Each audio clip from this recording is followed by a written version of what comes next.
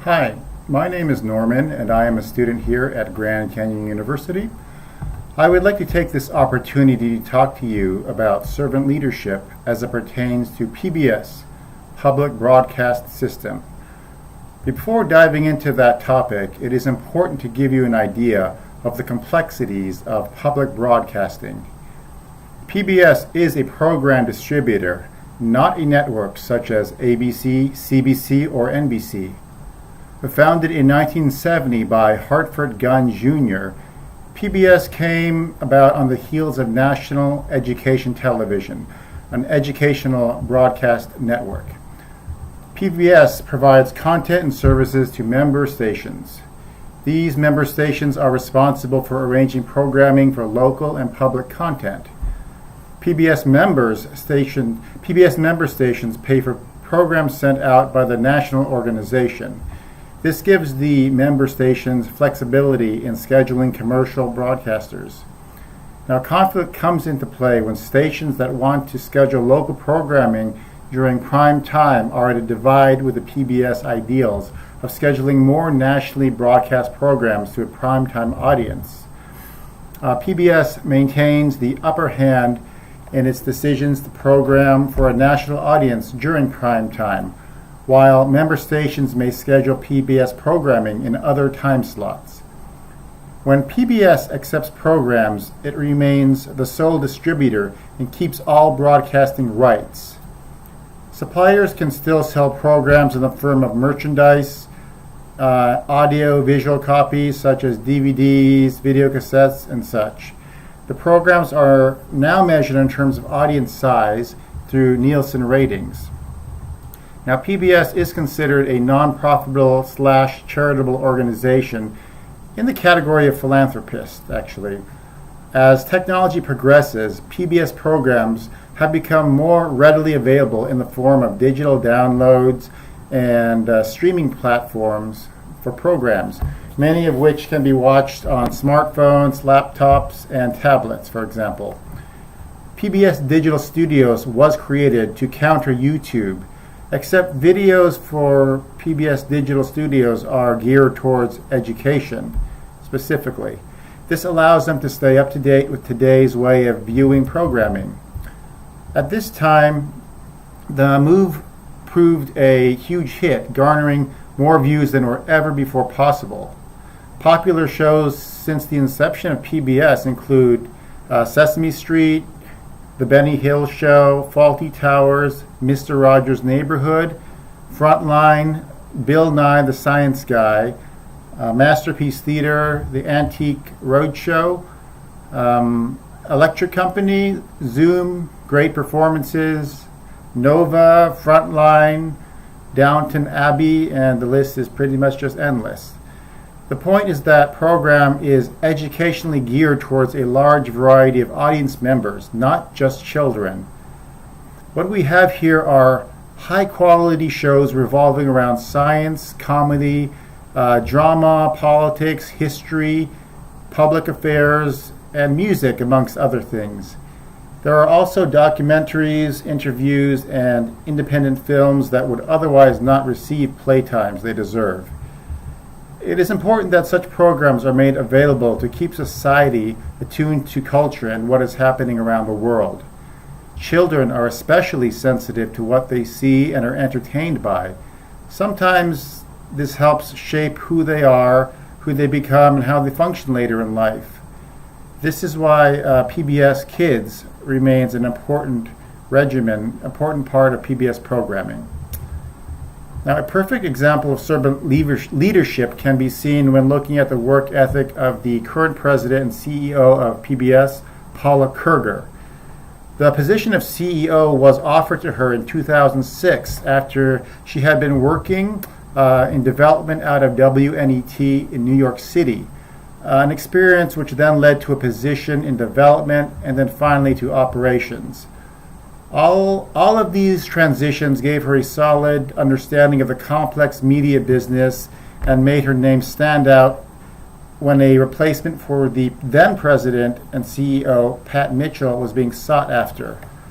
Now, although she was reluctant at first to take on such a large role, she began to realize that it was perhaps her calling in life, providing a true vocation for her. What was especially impressive about this was they were courting a woman to become leader of an industry primarily dominated by males. Now, this accomplishment stands as a testament for women everywhere, showing that a female may rise to the occasion and take the mantle of guiding the nation's largest non-commercial media organization into the future. As Kerger points out, leadership is not for everyone. It takes great talent and excellent fortitude to build consensus amongst the multitude of conglomerates and affiliates connected to the business. It also takes the willingness to make sometimes uncomfortable changes in order to prosper, undoubtedly stepping on the toes of several or many people in the process. There will undoubtedly always be a vast array of critics who are vocal about their opinions against the new directions that the leader chooses to move the company in, which is why leaders need to make themselves pretty much immune to such possible attacks, to how it affects them. So the bottom line here is that the CEO is in charge of the company and must be strong in their beliefs. Kerger is very focused on the agendas which she knows need to be pushed, and she can in fact be quite ruthless in getting the desired results. She has been acting as a servant leader for the past 12 years and shows no signs of slowing down with every challenge that comes about. Something innate makes her push even harder when times get tough. Rather than throwing up her hands in the air and walking away, she takes it on full head.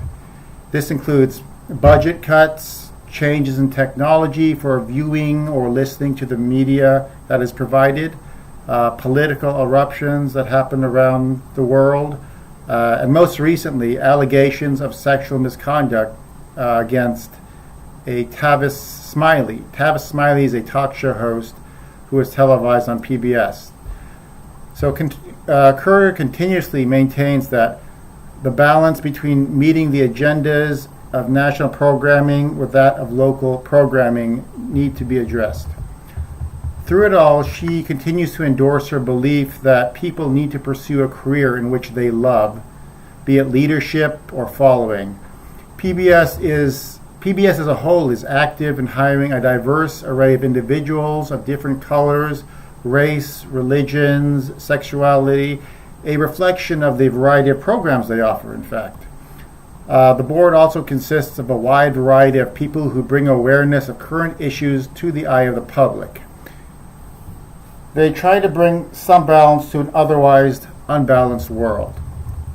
I believe that Paula Kerger and her leadership at PBS provide a strong example of what it means to be a servant leader in a nonprofit organization. So by balancing the lines between private and public funding, as well as lines between policies and the media, a great accomplishment is met, not just with her, but with all who work at PBS. Servant leadership traits that I find applicable from Kerger and her work at PBS are numerous. First off, the ability and willingness to listen to and address concerns of employees, stakeholders, and the public is itself an arduous task. Not every leader has the patience or compassion to do so. In the hospital environment, this is a must. Without doing so, all of the aforementioned parties will quickly become discontent and credibility of the company will fall apart. PBS also shows the trait of healing in their ability to bounce back from scandals and their ability to strategically recover from financial distress, such as budget cuts and sometimes lackluster support from the public in times when money is short. Like just think of those pledge drives that you see on television. In comparison, hospitals can be hit with poor survey results, monetary fines, nursing shortages, lack of resources to provide sufficient care, and even threats to be shut down. Their true test is their ability to recuperate and continue as functional providers of medical care. Speaking of fallouts, it is important to accurately predict future events that the company may go through. Great servant leaders have their finger on the pulse of the industry. If PBS did not consider the change in media platforms such as digital downloads, they would be a step behind their competitors.